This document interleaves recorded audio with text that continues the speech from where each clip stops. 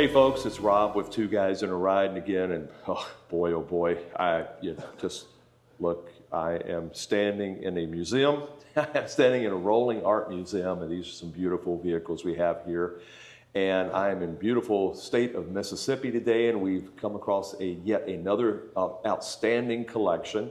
And I'm going to introduce you to the owner of this collection, and he's going to tell us a little bit about what we're looking at here.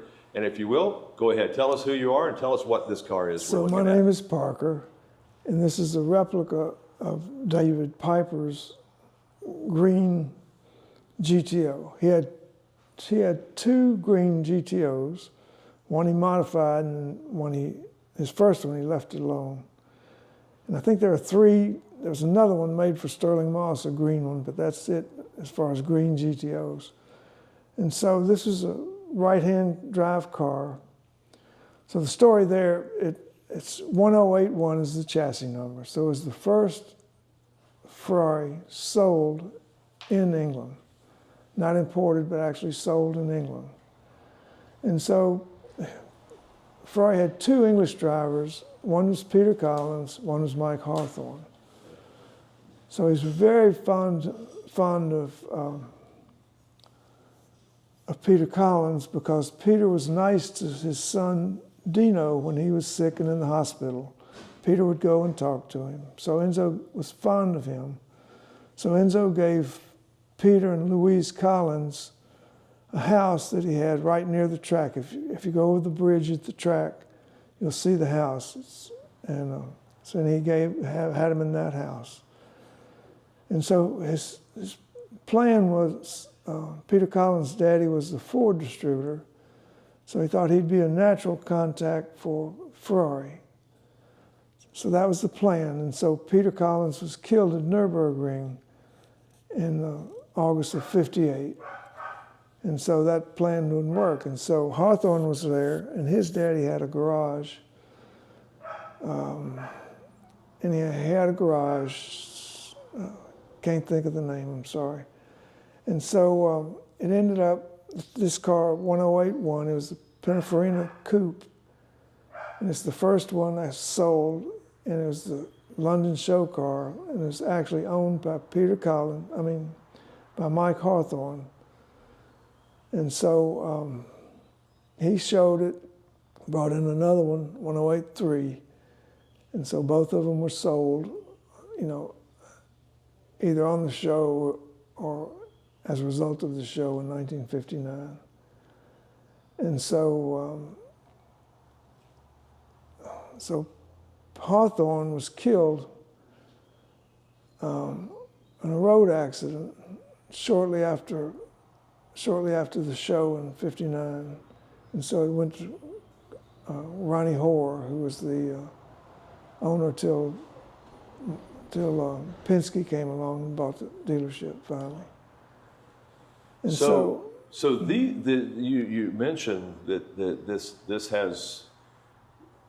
this car was built and these cars had race pedigree. Did this specific car have that race pedigree?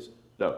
But it is of that body, of that engine, of that design that were used and had race pedigree with race royalty. Right. So all the bits and pieces and stuff are Ferrari. Okay. But it started life as a PF coupe. Okay. And then of course the engine's probably from a GTE and the rear end's probably from something else too. Okay. So that's what it is. So I had a good buddy named Greg Jones and done a lot of work with him. And I think he's done 15 or so of these. Okay. So I went for a ride and I said, it's pretty streetable. It's not a big deal. And so, if I could ever get in without being upside down, I'd like to do it. Mm-hmm. So my brother and I were going to Chicago to sell his rocking horses, and way back. And so we stopped to see a guy named Randy Berry, and he had Marauder cars. And so he had gone to England and got the car, and it was started at Grape Halls by David, I forget his name, but he was at Grape Hall. So he was the big parts and restoration guy in England at the time. Okay. And so Randy Berry went to look at it and ended up with the car. So we saw him on the way to Chicago, and the car was there. Took pictures of it and everything. And so he advertised he could do a fiberglass body one, or he could do a real aluminum body one. So I thought, oh, that's interesting, but it was just pretty much in bits and pieces. And so after I talked to Greg and riding in one, I said, you know, if one comes around and I could get in without being upside down, I'd like to do it. And so he said, okay. So he calls and he said, well, there's one in the Midwest, and I have pictures of it, and it's pretty good start, but it needed a lot of work. And so that was the car. So Greg went with the guy, Cork Adams, who was the wire wheel guy. So they rounded up a trailer and went and bought the car from Randy Berry. And Greg started working on it. It probably took 3 or 4 years. And so Greg also knew David Piper, who had the green one. And it was a right-hand car, so that was a natural that we talked to Piper. He said, no, that'd be fine. So we built it, you know, mimicking his car. So that's the story. So I ended up in Vicksburg, Mississippi, and so here we are. So this is an aluminum-bodied car? Okay, okay. And the green, though, the green comes from, you just said Peter, but... from David Piper. David Piper, David. his car was. So the green, though, is particularly from just the race pedigree of it, or was yeah, just that's what David Piper had. David Piper's It's green, the one, okay. the one we showed you. Yeah, I want to show that photo. Let's see. So Okay, this, so... this is a picture of David Piper That's the picture. in his car, and he was racing in South Africa, and he went up to Angola. So this is on the beach in Angola. Okay. I really like the picture. I thought it was pretty neat. Yeah, That's the picture I was looking for earlier. So yeah, that's that's the story. exactly. So then, powering this vehicle is the heart of this vehicle, and we don't have to open it again if you don't want. I did get video, or if you want to open it, it's fine. Let's take a look at if you want to. Let's take a look at it then and see, because it's quite a bit of jewelry under the hood here. So it's the same as the Testarossa Okay. back in the years, and so Not sure I know. so it's the same engine as the Testarossa. Okay. You know, V12, 3 liters, probably at this point 300 horsepower. Okay. But a really light car. Pretty light, yeah, it's Pretty probably light. 2,500 or something like Sure, that. sure. Right. So very streetable, handles like a dream. You can just toss it every which way, and then lots of get up and go, lots of power. I guess that goes. That's kind of the Ferrari formula, isn't it? Yes. I don't know why that was such an epiphany to me. That's Ferrari, left, right, upside down. I think that was a European idea versus America, Right, where they had to put bunches of horsepower to haul the bricks around. right. And what was it? Colin Chapman, I think it was, who coined adding lightness. He was the ultimate. So yeah. So how long have you owned this vehicle then? 20 years, 25 20. years. Okay.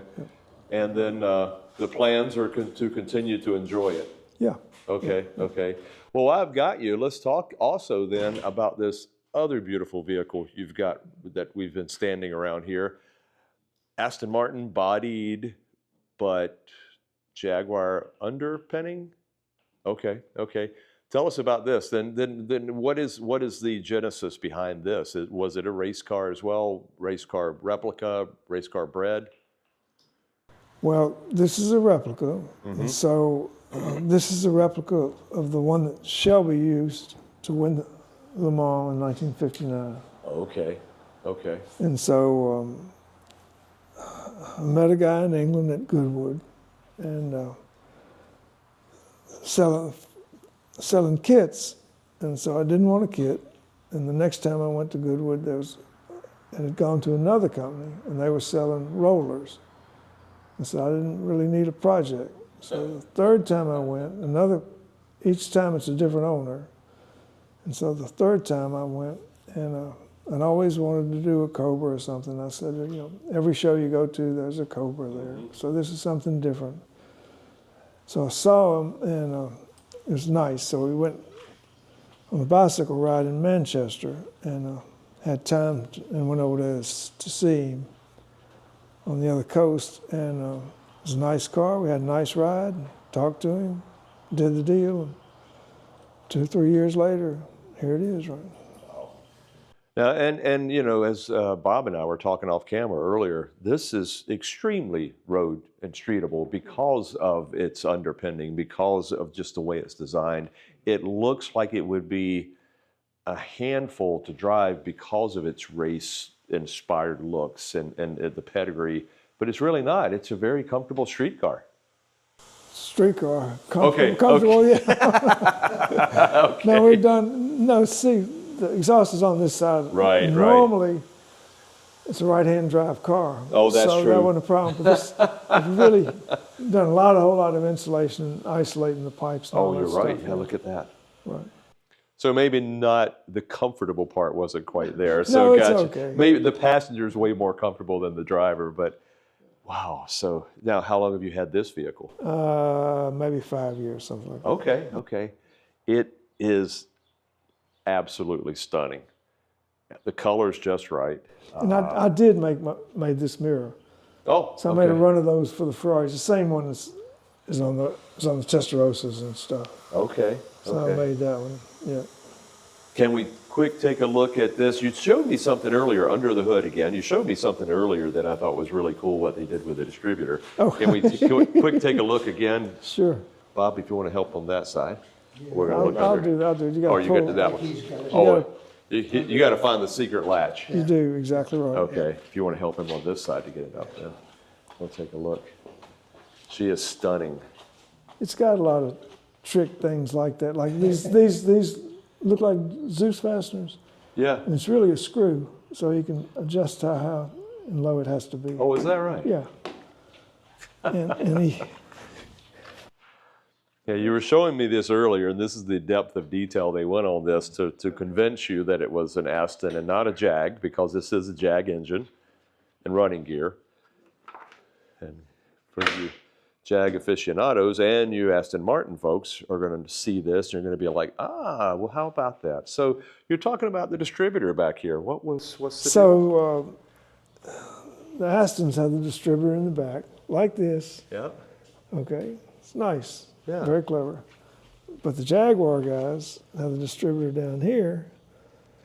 And so what they did, they ran it in a conduit, took all the guts and everything out of this one. So it's really running on that one up there. And that's just a dummy distributor for the looks to convince you that it's an Aston. And the Aston engine is about that much longer, about 6 inches longer than that. Right, right. So the depth of detail they went to create the dummy distributor and hide the actual physical one that's. Talk about the carburetors too. Oh, well, yeah, definitely. I'm focused right on those. Again, do you do your own work on those and tuning those, or you've got a guy? Greg can do it. Okay, he's a master. Right? And these are then, tell us about the carburetors. They're side draft Webers. Yeah. Okay. Yeah. It's- Original Webers. It's got real yeah, Webers. real Webers. It's got. Okay. He tried to sell me on a dummy one Mm-hmm. that has fuel injection. And it's all electric, you know. Oh, sure. And somebody in England has to coordinate, you know, with their computer and my computer. Oh. So that's not going to work for You me. didn't want to know us what. No, that's not gonna work. Internet tuning? Yeah. So I don't think that's not going to work for me. Okay. So Greg has done a lot of Weber stuff, so he's pretty good. Okay. So, but super reliable. Once they're tuned, they're nice. They just do what they need to do. Yeah. Right. Get them there and leave them alone. They can be over tinkered, but you see everything underneath here. Look at the structure. It's just. You know, the key to these cars is the personality. You don't want to take their personality away and make it just a street car. Well, you want them to be special. And you folks may not have heard that Bob was speaking. I don't have Bob mic'd up, but part of the beauty of these cars is their personality. And the other thing is, being that these are purpose-built, hand-built, this car has yet a different personality than its sister or brother down the line. And but that's the fun part about these cars. Exactly. No two alike, good or bad, but they do each have their own distinct personality. Tell me, what is one of your favorite memories, Parker, with this car? Do you have one that you can point directly to and say, you know, I remember this time when this happened? No. Every time you take it out is a favorite memory? Is that what it is? Okay, okay. Now, do you ever track this car, like on track days? I'm not talking about full-blown racing, but no, it's just a nice cruiser. There's really nothing around here. That means that, you know, Oh, okay. 500-mile tows to do Gotcha. something else. Gotcha. Okay. You know, there are two beautiful stable mates you've got here. They're the Ferrari and then the Aston. Just absolutely spectacular. You've got a beautiful building. You house them in that they get to sleep in every night. And yeah, absolutely beautiful cars. You know what? You've got so much history around here as well. Photographs, signatures, memorabilia. And any particular memorabilia that you have that you're most fond of, or you've got so much around, but. Oh yeah, let's talk about for this sure. again. That's the best piece that I've got. So Okay. Ferrari had two engineers, Colombo, who had come from Alpha, so he was familiar with the 158 Alpha. He used a two setup, Two-stage. two-stage yeah. blower system. So Okay. he wanted to do that. Colombo was pushing the big engine instead of having the two-stage 1500 cc, 300 horsepower. I mean, Okay. can you believe it? Wow. They pump a lot of Oof. gas through there. Oof. So that's you know, like, This if is there's one of anything the, special, yeah, it's probably one of two or three, right? Okay, but one of the stages. Yeah, that's the Okay. small one. And you had said earlier off camera, this is probably the loudest engine Right. you have ever heard. Right. I guess because it is pushing That was all that the- air, that was- pushing all that combustion. That was the Alpha, not the Ferrari. oh, but the same Al- same setup. Same setup then. Okay, Right, okay. yeah. And I'd be remiss if I didn't pan over and look at your Vice that has Bugatti. Tell me about that. Or is it just what? Just a No, Bugatti, they made their vices and the legs and Oh. everything, so I had Okay. a chance to get into that. And so I said, well, better Okay. get one of those. Yeah. So why not, there, right? There it is. Yeah. Awesome. And Well, this that one, we is- told you about that. So this is, I'd seen an interview of, by Klementowski, interview in, I don't know, there's a picture Klementowski took, Okay. seeing the chair there. So Ettore Bugatti designed the chair. And Okay. so that's what this is. So you've got a Copy replica that. of Yeah. Bugatti's chair. So we got replicas of everything. There you go. There you go. Well, Parker, thank you so very much for sharing some of the history and your beautiful cars with us today. I greatly appreciate it.